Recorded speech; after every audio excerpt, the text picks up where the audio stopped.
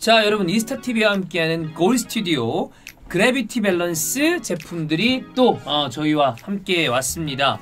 베이직 플립플랍, 그 다음에 프로 플립플랍이 있는데 황희찬 선수가 소속돼 있는 울버햄튼 원더러스. 맞아요. 울버햄튼의 22-23 시즌의 공식 슬리퍼였습니다. 뭐 프로 선수들이 신는 슬리퍼니까 믿을 수가 있다. 네, 이게 밑에가 특허받은 이중 구조로 돼 있어서 오래 신어도 발이 덜 아프고요. 진짜 편해. 네, 이게 또 미드솔이 단단해서 무너지지도 않고 아웃솔은 또 부드러우니까 지면 충격을 완화해 주니까 이게 슬리퍼가 잘못하면 발바닥에 충격이 다 그대로 와서 맞아요. 아우 좀 아리다, 아프다 그래, 이런 생각이 나중에 들거지. 이게 주거 쿠션이에요. 그래. 네, 그럼 또 불편한데. 그럼요. 네, 골스튜디오의 슬리퍼는 그렇지 않습니다. 이것뿐만이 아니라 슬라이드나 플립플랍, 클로그, 그 다음에 뮬 제품도 있으니까 확인해 보시면 될 것 같고요. 자, 바캉스 세일 중입니다. 최대 50%까지 할인하고 있으니까 이번 기회를 통해서 골스튜디오의 그래비티 밸런스 꼭 만나보시길 바라겠습니다. 자, 우리 어제 음바페가 어떻게 될까? 네. 라는 이야기를 했죠. 그리고 또 상황은 다르지만 대형 공격수 한 명의 거취가 아직까지 명확하게 정해지지 않았습니다. 바로 해리 케인입니다. 제일 중요하죠. 네. 해리 케인이 팀을 옮기는지에 따라서 그 케인을 떠나보낸 토트넘도 공격수를 필요로 할 것이고, 그렇죠. 그렇게 되면 그 선수가 또 다른 곳으로 이적을 하고 그러면 연쇄 공격수 이동이 맞아요.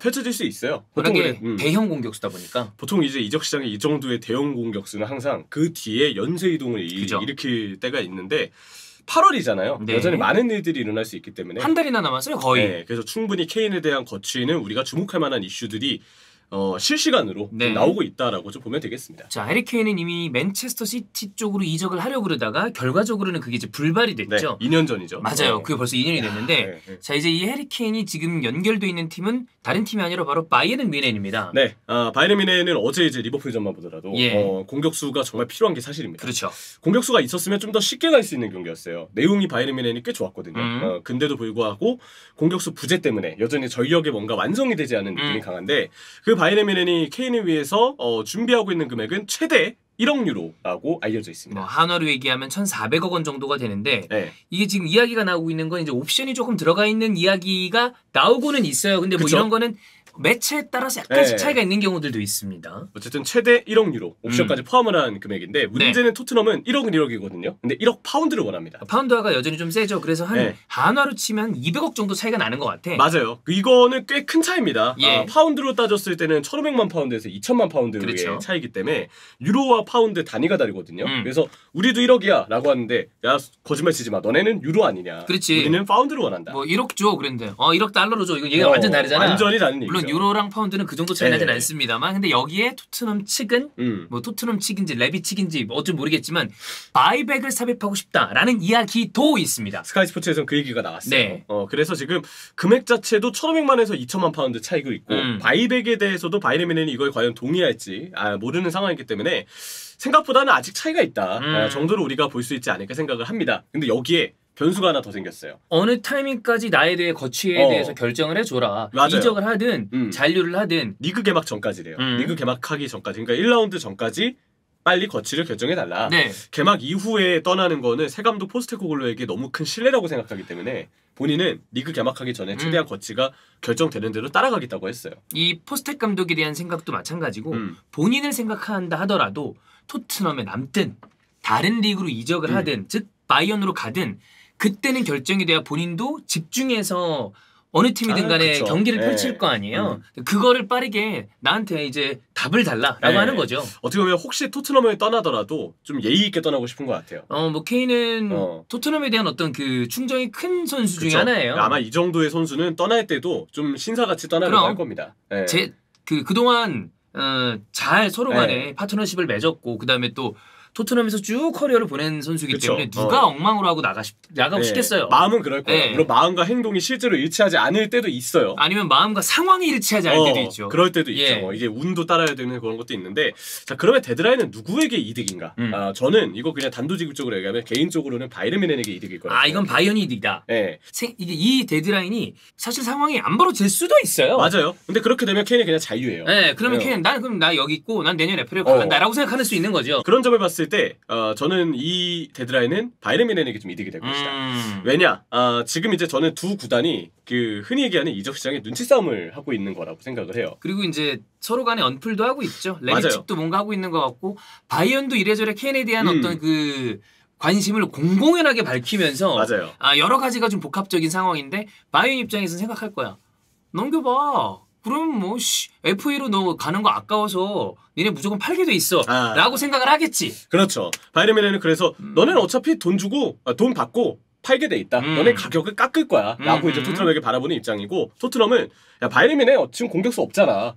지금 프리시즌 경기력 봐라. 경기력은 좋은데 결과가 안 좋지 않냐. 안 따라오지 않냐. 어차피 공격수 영입이 급해서 가격대로 부르고 사게 돼 있다.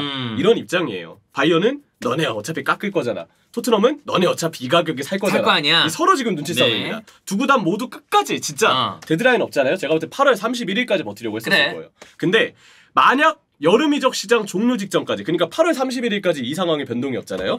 저는 그럼 토트넘보다 바이에른 뮌헨이 더 급해졌을 거라고 봅니다. 그럼 이제 공격수를 사긴 사야 되는데. 네. 이적 시장 종료 직전에 케인 못 사잖아요. 그럼 공격수 영입이 그냥 실패해요. 그럼 이번에도 추포모팅 믿고 가야 된다는 건데. 추면은 잘하긴 했지만. 근데 그 선수가 풀시즌에 뛸 수 있는 몸 상태가 아니었잖아요. 네. 부상이라든지 뭐 폼이라든지 이런 부분을 봤을 때 결국은 공격수가 미완된 채로 구성되지 않은 채로 시즌을 출발해야 된다는 거예요.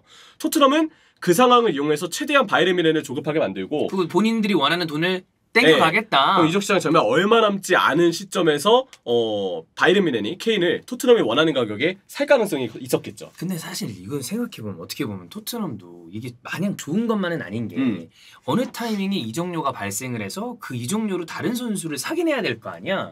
근데 이러고서 예를 들어 만약에 이런 시나리오도 있다. 다 안 됐어. 그러면 진짜 케인은 FA로 만약에 나간다 치고 본인들이 꼬일 수 있는 시나리오에 대해도 생각을 해봐야 되는데, 레비는 이런 데 보면 진짜 좋게 얘기하면 과감하고 나쁘게 얘기하면 그냥 뒤없이 약간 어떻게 보면 무대뽀야. 맞아요. 근데 저는 이 정도 스탠스까지 나온 거 봐서는 그건 어떻게 좀 다르게 해석을 해보면 토트넘의 케인을 가지고 역시 현금화할 의도는 있구나라고 해석도 그러니까 되기도 해요. 팔 의지가 생기긴 했다. 네, 그 적절한 돈을 받는다면. 즉 FA로 내보내는 거는 생각을 안 할 가능성이 크다. 근데 돈의 수익 자체가 워낙 큰 금액이기 때문에 이걸 벌어들이는 거는 토트넘도 좀 열려있는 입장이구나. 좀 다르게 해석해보면 좀 그런 의도가 좀 보이는 것 같거든요.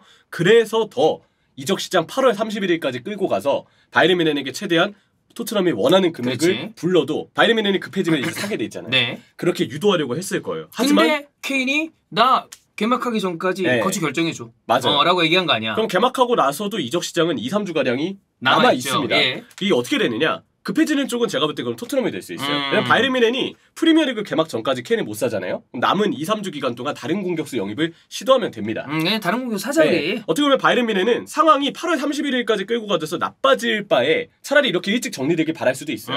그러면 그냥 다른 공격수 영입을 노려서 그래도 공격수를 보강한 채로 시즌에 출발하겠다. 그러니까 물론 케인을 못 사는 건 아쉽지만 그렇게 되는 거면 그럼 우리 딴 선수 할게. 왜냐면 이적 시장은 생각보다 모든 팀들이 1순위를 무조건 데려올 거라 보장이 없거든요. 못 사오는 경우가 허다합니다. 우리가 알고 있는 선수들도 막상 2, 3순위였던 경우들이 허다합니다. 그런 거를 봤을 때 바이에른 뮌헨은 일찍이 정리되면 오히려 나쁠 게 없다는 입장일 것 같아요. 하지만 토트넘은 저 리그 개막 이제 한 9일 정도 남았거든요. 그 안에 모든 걸 결정해야 되기 때문에 오히려 데드라인이 없을 때보다 있을 때 토트넘이 조금 더 급해지지 않을까라고 저는 생각을 합니다. 그런 경우에 만약에 내년에 FA로 케인이 걸어나가 그러면 아마 토트넘 구단도 좋은 얘기 못 들을 거고요. 맞아요. 저런 식으로 선수를 수익도 못 얻고 내보내는 게 맞냐. 그런데 케인이 만약에 나는 FA로 나간다고 하면 잉글랜드 내에서 움직일 가능성이 크다고 보거든요. 커지죠. 그러면 부메랑이야. 조건이 그러면 잉글랜드 팀들이 엄청난 조건들을 부를 거고 케인은 시어러의 기록을 깨고 싶은 마음이 분명 없지 않을 거란 말이야. 맞아요. 지금이야 상황이 이제 바이언으로 넘어가는 걸 생각을 하고 있지만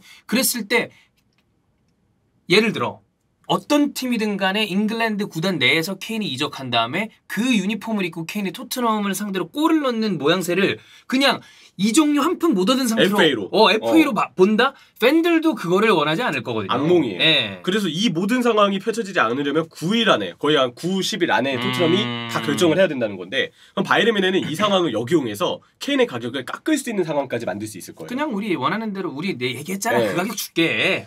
저는 그래서 데드라인이 생긴 거는 파이어는 토트넘 입장에서 오히려 조금 불리하게 그림이 안 좋아졌다. 저는 그렇게 생각을 합니다. 자 그러면 이제 이 케인 사강에 대해서 우리가 예상을 해봐야 되는데 케인의 판매에 재정적 수익을 얻을 생각은 토트넘이 있긴 한 것 같아요. 왜냐면 이거 아예 지금 나포스의 선언이 아니거든요. 네. 적절한 가격, 원하는 가격을 부르긴 했습니다. 이 가격 맞추면 팔겠다. 이거는 나포세일의 의미로 해석할 수가 없는 거죠. 그 금액이 완전 천문학적인 금액이 또 아니잖아요. 1억 파운드니까. 그런 점을 봤을 때 리그 개막 전에 결국 바이에른 뮌헨의 입장에 굴복하고 가격을 낮춰서 팔 가능성도 있고요. 아니면 그래도 바이에른 뮌헨이 가격을 일부러 좀 더 올려서 제시해서 그냥 니네들이 원하는 돈 줄게. 네, 그래서 토트넘이 원하는 금액을 맞추거나 아니면 원하는 금액과 지금 부른 금액의 1,500만에서 2,000만 파운드 정도의 그 차가 있죠. 그 중간 정도의 합의를 보고 바이에른 뮌헨이 케인을 살 가능성이 있습니다. 근데 지금보다 이제 올라간 금액이 되는 거죠. 근데 어쨌든 이거는 결과적으로는 케인이 바이언으로 넘어가는 가능성 두 개예요. 또 하나는 결국 리그가 개막하고 예. 토트넘은 케인이 자유합니다. 그리고 바이에른 뮌헨은 다른 공격수를 영입할 가능성도 있죠. 네. 그 성적에 따라서 뭐 킬패트릭은 이런 얘기도 했어요. 케인이 자유할 가능성도 있다. 근데 성적에 따라서 케인이 재계약을 할 가능성도 있다는 얘기를 킬패트릭이 했어요. 그 나는 네.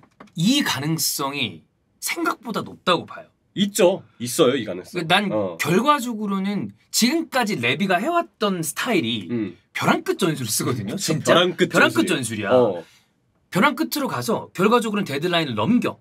그럼 바이언도 아유 장사 안 한다. 네. 이러고 나서 다른 공격수를 찾아. 그리고 FA로 케인이 나갈 가능성을 남겨두고 일단 잔류를 했어. 그 상황에 남은 1년이란 한 시즌이란 기간 동안에 성적을 최대한 낸 다음에 어떻게든 케인을 다시 한번, 왜냐하면 해리 케인과 이 토트넘 팬들 간의 그 관계가 있잖아. 있죠. 케인도 토트넘에 대한 그 마음이 있기 때문에 그 방향을 왠지 생각하지 않을까라는 머릿속의 시나리오가 저는 커 보여요. 그렇죠. 돈을 얻는 게 정상이지. 우리가 어제 음바페 얘기하면서 페레즈기 때문에 음바페를 살 것 같다라는 얘기를 제가 했잖아요. 그렇죠. 레비기 때문에 잔류시키고 재계약도 할 것 같다. 재계약을 시키는 방향. 물론 그건 될지 안 될지 몰라요. 근데 그렇게 되지 않을까라는 생각이 제가 딴 여러 가지 부대 상황을 보는 게 아니라 페레즈는 사람이 여태까지 걸어왔던 길, 레비라는 사람이 여태까지 해왔던 길을 봤을 때 이럴 가능성이 있지 않을까라는 생각을 하는 거죠. 그럴 가능성이 있죠. 그래서 저는 이 케인이 일단 리그 개막할 때까지 안 팔려서 남는다. 그리고 그 안에서 경우의 수가 두 가지를 아니에요. 재계약을 과연 할 것이냐. 아니면 안 하고 FA로 나가서 거기서 이제 프리미어리그 경쟁팀으로 갈 가능성이 높아지는. 그게 최악이죠. 최악이죠. 진짜 최악이죠. 예. 토트넘 입장에서. 이런 점을 봤을 때 결국 최악이 지금 정해져 있잖아요. 예. 확률은 우리가 이거 그냥 수학적으로 계산을 했을 때 데드라인이 생김으로써 조금 더 바이에른 뮌헨에 갈 가능성이 전 더 생겼다는 입장이에요. 나도 그렇게 봐요. 그게 좀 확률적으로는 올라갔어요. 확률도 그렇고 그게 리스크가 제일 적어. 그것도 맞아요. 그런데 아까 방금 얘기했던 것처럼 사람들의 특수성이라는 게 왜 우리가 그런 거 있잖아. AI는 가장 리스크가 적고 막 이런 그 학습에 의해서 최선의 수를 선택하잖아. 근데 사람들은 그 이외의 않죠. 거를 선택을 하면서 그거에 오류를 일으키잖아요. 네. 우리가 수학적으로 계산하는 거 이외의 일들이 이 인간 사회에 생기는 게. 근데 그래서 또 기적이 일어나기도 하고. 그러니까 그런 경우도 있는 거지. 재계약이라는 기적이 또. 그렇지. 근데 어떻게 봐요? 솔직하게. 이 데드라인을 보고서 네. 저는 판매 쪽에 조금 확률이 높아진 것 같아요. 그러면 가격을 결국에 토트넘이 원하는 쪽에 맞출 것 같아? 아니면 바이언이 원하는 쪽으로 갈 것 같아? 중간. 중간. 그 네, 적당하게 쇼부. 두 번째 경우일 수 있죠. 토트넘 금액, 바이언 금액 그 중간쯤 네. 딜이 될 거다. 쇼부고 딜이 되고 리그 개막 전에 만료될 것이다. 저는 계속 얘기하지만 왠지 다음 시즌에도 손캐 조합을 토트넘에서 보게 될 수 있지 않을까. 그 가능성도 있어요. 네. 커요. 모르겠어. 맞아요. 열려있는 마음으로 봐야 되는데 어쨌든 데드라인의 존재는 변수다. 네. 그 전수가 어떻게 작용되는지에 대한 제 개인적인 생각을 한번 전해봤습니다. 그렇습니다.